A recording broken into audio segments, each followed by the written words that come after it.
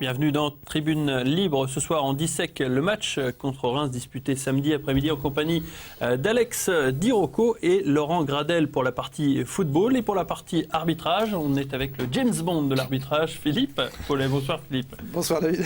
Alors messieurs, un match à 160 à l'heure, j'ai envie de dire, face au Stade de Reims, puisque le Stade de Reims a été incapable de répondre aux attaques troyennes.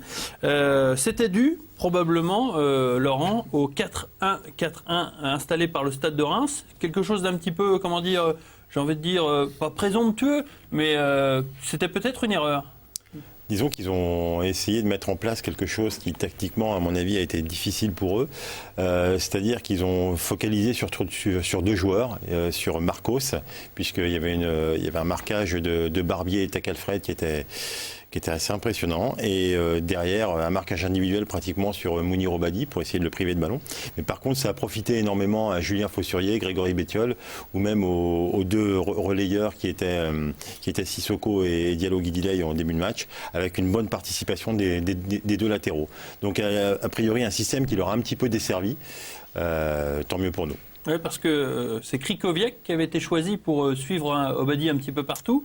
Et donc, du coup, ça a laissé beaucoup de place à Julien Faussurier et à Grégory Bettiol qui évoluaient sur les côtés. Oui, et puis en plus, c'est vrai que Mounir Obadi, là-dessus, sur ce genre de système, est assez intelligent parce que comme il bouge énormément, il arrive à créer énormément d'espace.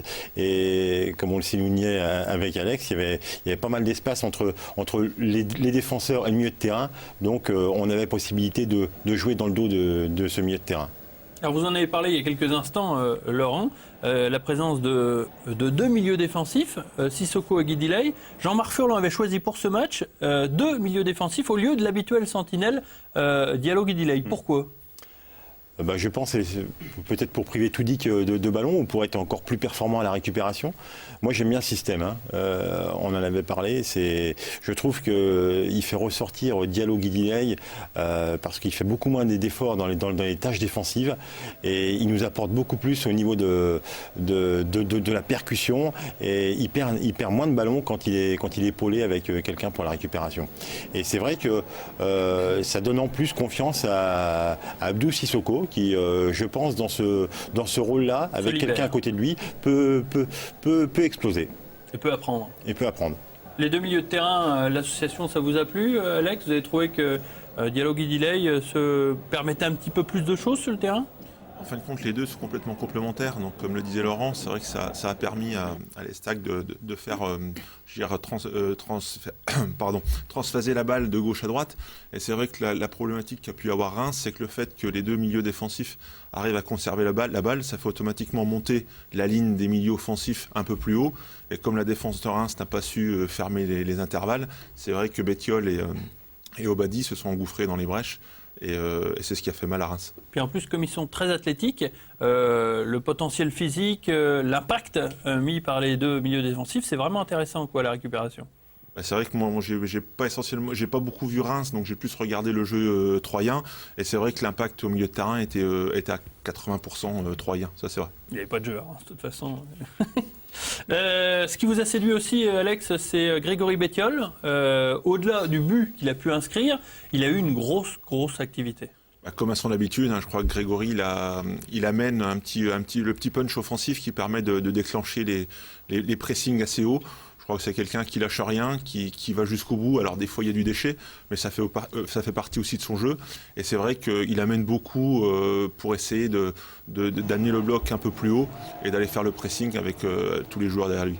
Alors tout juste, pourrait-on reprocher à Jean-Marc, Laurent et Alex, je ne sais pas si vous avez remarqué, savoir si Bettiol, Marcos, finalement, y avait-il vraiment un attaquant de pointe à l'Estac ? Disons que Bettiol a une telle générosité qu'on ne peut pas lui demander non plus d'être au centre et puis devant le but.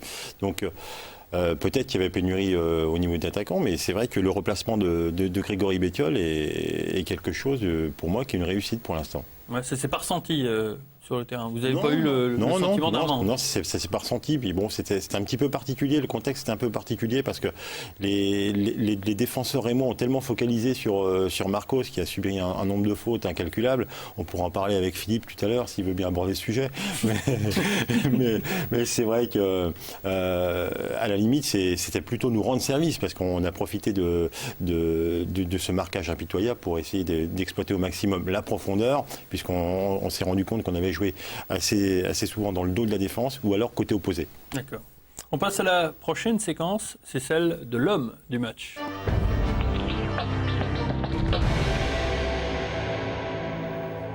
Pour vous, Laurent, Diallo Guédilei est à ressortir de ce match parce que vous avez dit déjà tout à l'heure que l'association avec Sissoko lui avait permis donc de s'exprimer un petit peu mieux sur le terrain ailleurs qu'à la récupération. Oui, c'est quand il est tout seul, c'est ce que je disais, quand il est tout seul devant la défense, il a un abattage qui est énorme, donc d'où le déchet technique ou peut-être une relance un peu plus approximative ou un peu plus rapide. Et là, on s'est aperçu que l'association, savoir qu'il y a toujours quelqu'un, une personne qui peut rester là, qui peut compenser, il a été pour moi, il a été l'homme fort et il a fait un geste. Notamment que cette jolie passe. Oui, tout à fait. Il a fait un geste sur le deuxième but où il va en percussion. Récupération du ballon, il va en percussion, il arrive à décaler Mounir Obadi côté gauche, entre une balle dans l'intervalle. On l'avait déjà vu contre Metz, avec une action un petit peu similaire où il avait été à l'origine du deuxième but troyen de Psaume. Et là, c'est vrai que moi, je trouve qu'il a eu une part importante dans le résultat. C'est le moment d'aborder le problème délicat de l'arbitrage, puisque samedi après-midi, M. Tony Carton Rouge Chaperon officiait lors de ce match. C'est vrai que c'est une plaisanterie récurrente parce qu'il a tendance un petit peu rougir. Nous n'avons pas eu de carton rouge à l'Estac. Tout à fait, tout à fait. Mais c'est vrai qu'on aurait pu avoir certaines décisions changées lors de cette rencontre. On regarde en votre compagnie, Philippe, pour voir que tout d'abord, l'Estac aurait peut-être pu bénéficier d'un pénalty à la suite de ce corner d'Obadi. Alors là, on voit bien, à vitesse réelle, on se dit il y a peut-être une main, mais M. Chaperon a pris la bonne décision. On voit que le ballon rebondit sur la poitrine du défenseur, et on aurait même pu siffler une faute pour le défenseur de la part de M. Bettiol qui le maintient par l'arrière, qui le tire sur le maillot. Autre litige, la faute sur Abdou Sissoko qui, elle, porte à discussion et à contestation. Voilà, là, c'est indéniable. Il y a une faute au départ, on va dire une faute bénigne sur Sissoko.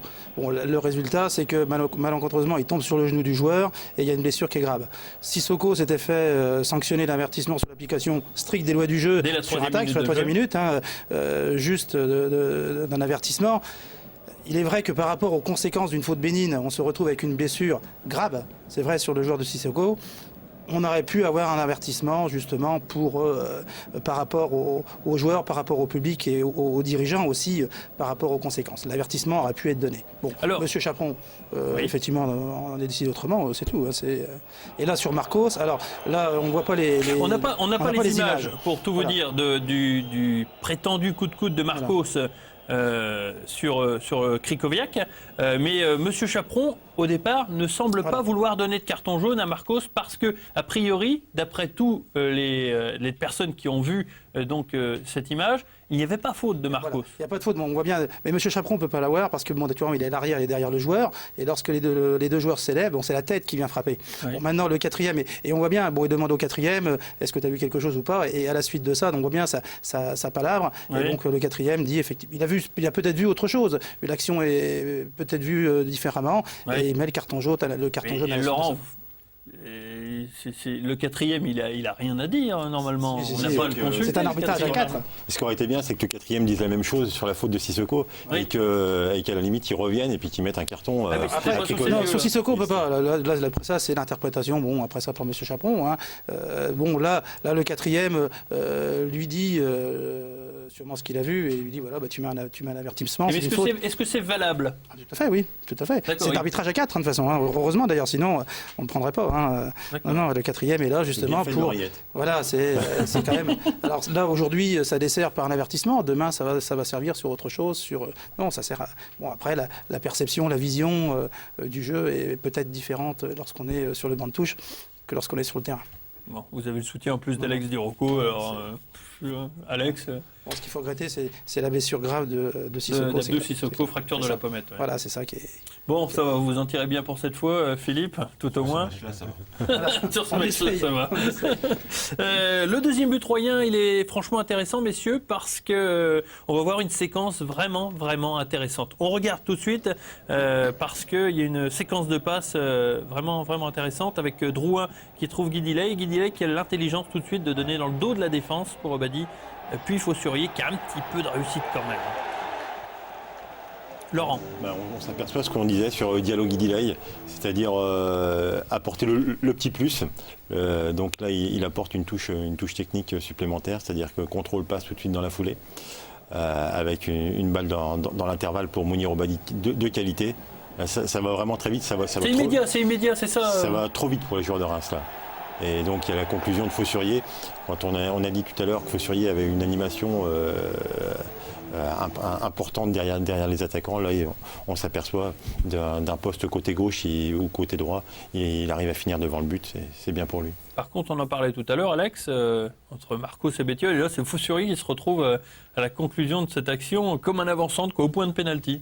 En fin de compte, tout vient du travail de Guidiley, parce qu'en fin de compte, de par sa qualité technique, il arrive à transpercer la ligne 4, et on le voit même sur le but où en fin de compte, il passe la balle entre le latéral et l'axial droit, et c'est ce qui fait la différence. Donc après, les attaquants n'ont plus qu'à faire le bon appel. Si la passe arrive, automatiquement, ça fait but derrière. Il y a une vraie intelligence de jeu derrière tout ça, parce qu'il faut enchaîner. Ça, je pense que ça a été travaillé à l'entraînement, c'est-à-dire qu'à un moment donné, je pense que l'Estac savait très bien comment aller jouer Reims, et les deux joueurs défensifs ont permis à un moment donné d'abonder de ballons les attaquants. Alors ça passe pas tout le temps, mais quand ça passe, ça fait des buts.